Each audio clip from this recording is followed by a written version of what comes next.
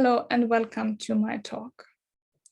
The title of my presentation is The Performance of a New Seismic and Strong Motion Urban Array in Grindavík, Iceland during an intense dyke intrusion event in Reykjanes, southwest Iceland. I will present to you how the seismic activity surrounding the intrusion in March earlier this year was recorded by new seismic array. I will put these recordings into context by comparing them to those of the National Seismic Network. The 2021 volcano-tectonic unrest on the Reykjanes Peninsula really started in late 2019 with increased seismicity, uplift, and the sill intrusion in early 2020.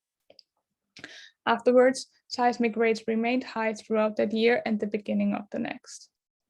Then, on February 24th in 2021, after a magnitude 5.7 event, seismicity picked up even further, this time concentrated on a northeast-southwest striking fault caused by a dike intrusion. On March 19th, the seismic episode culminated in a basaltic fissure eruption that is still ongoing. This is about where the eruption is still ongoing, yes. So the new TURNkey network. A new network of RS4D multisensors had been deployed during the winter in Iceland as part of the TURNkey Horizon 2020 project. The purpose was the consistent monitoring of earthquake ground motions for early warning purposes. And the regional development had been completed by mid-February, but when the seismic sequence started on February 24th, we took the opportunity to also install an array to monitor this unique event. So a new small aperture strong motion array was deployed in the closest town, and the aim was to investigate the feasibility of monitoring the lateral progression of a moving magmatic source using array processing methods.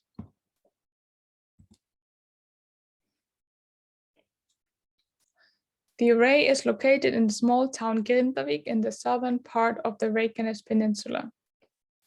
In east-west direction, the array extends over 1 kilometer. In north-south direction, the aperture is 1.6 kilometers. The array is located about 10 kilometers away from the center of the eruption site. It consists of 5 Raspberry Shake seismometers of the 4D type with built-in data loggers. They have a 3-component acceleration sensor and a 1-component vertical velocity sensor. It is the velocity data that was used to produce the result that I will present to you on the following slides.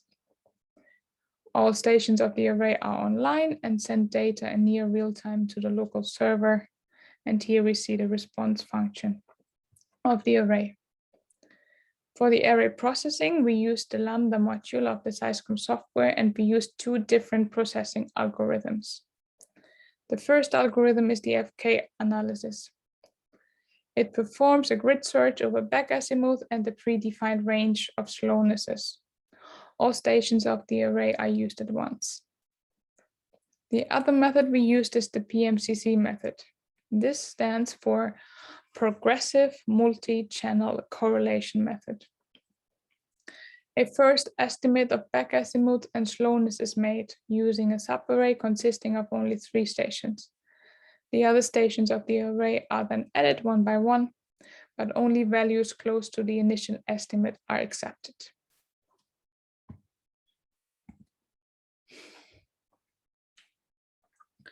So on February 24th, seismicity picked really up. And in the next days, we measured 7 earthquakes with magnitudes bigger than 5. The array had been installed on March 11, which is approximately 1 week before the start of the eruption. When the eruption started, seismicity decreased. So this week here is really the critical period of which I want to show you data. For this week, the National Sill Network has automatically detected 22,700 earthquakes, 1,541 of which have been manually revised and are shown on the plot here to the right. The results of the array analysis are value pairs of back azimuth and slowness. And since we roughly know where the signals are coming from, that is from the dike, the back azimuth tells us something about the source location along the dike. As you can see on the map here, the back azimuth does correspond to distance along the dike, but not in a linear fashion. And it is also important to note that back azimuth increases from north to the south.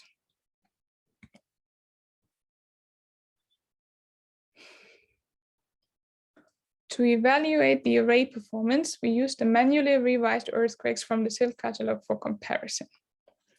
Most earthquakes with magnitudes above 2 are detected by at least one of the array methods. So the magnitude of completeness is about 2, which is a very good result.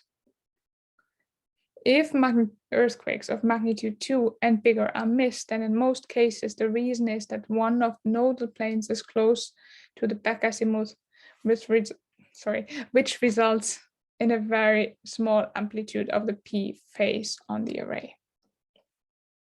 For smaller earthquakes between magnitude 1 and 2, the PMCC method does perform a bit better than the FK method. And the smallest earthquake that has been detected has a magnitude of 0.6. Then we have those 2 histograms at the bottom of the page. And they show the difference between the back azimuth of the SIL locations and the array detections. So we see that the mean difference between the SIL locations and the array detections is about 2 degrees for the PMCC method and 4 degrees for the FK method. That means that the array is pointing slightly further north than the SIL locations. This is most likely caused by the suboptimal location of the array. It is located in an urban setting and also on top of a known fault system with both northeast-southwest trending fissure swarms and north-south strike slip faults.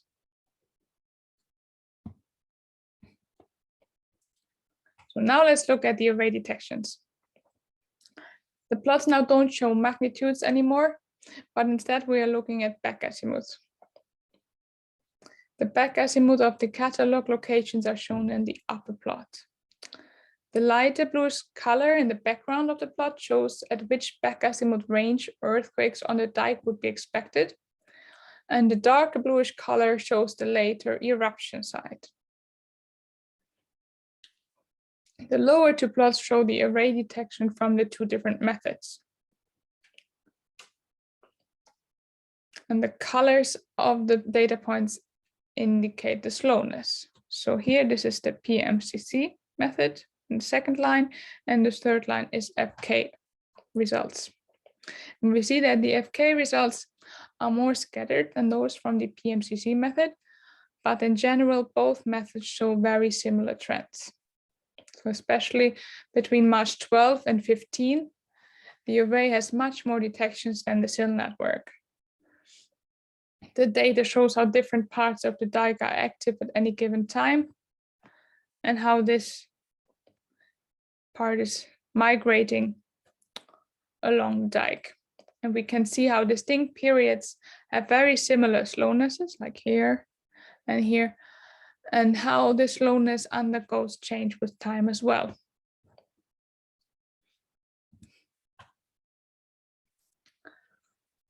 On March 16, between 8 and 10, there was a magma movement in the northern part of the dike. This was recorded by the SIL network, which located 16 earthquakes for this time window, which are plotted here as black crosses, here and here as well. So the 2 up plots here show the back azimuth of the array detection for the FK method to the left and the PMCC method to the right. The color of the dots show the slowness. In the lower plots, we see the slowness plotted here for the FK method and here for PMCC. And the color now indicates back azimuth.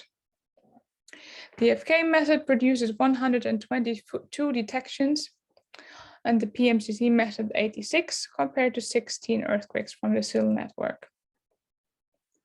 And why the SIL locations seem to describe a stationary magma front the array really provides us here with much more resolution and detail. So we can actually see that the magma frontier is moving, or the seismicity, which we think is caused by a moving magma front, is moving north, southwards again, a bit north, and then slower to the south. And even though these two methods are very different in their uncertainties, these trends are similarly shown in both methods. So my summary and conclusions.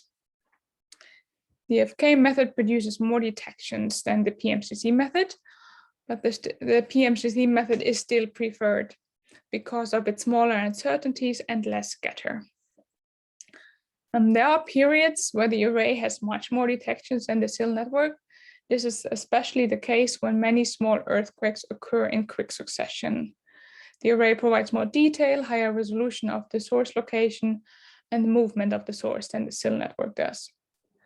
We see clear trends in the movement of the seismicity, most likely caused by a moving magma front. The array detection shows how parts of the dike appear to be active at any given time, and that distinct periods have similar slowness. And as a next step, we want to locate the events. This could either be done by using a second array or by using the derivative of the acceleration data to get 3-component velocity data to detect S waves. And we will also have to correct for the back azimuth offset, which is caused by local geology. Thank you.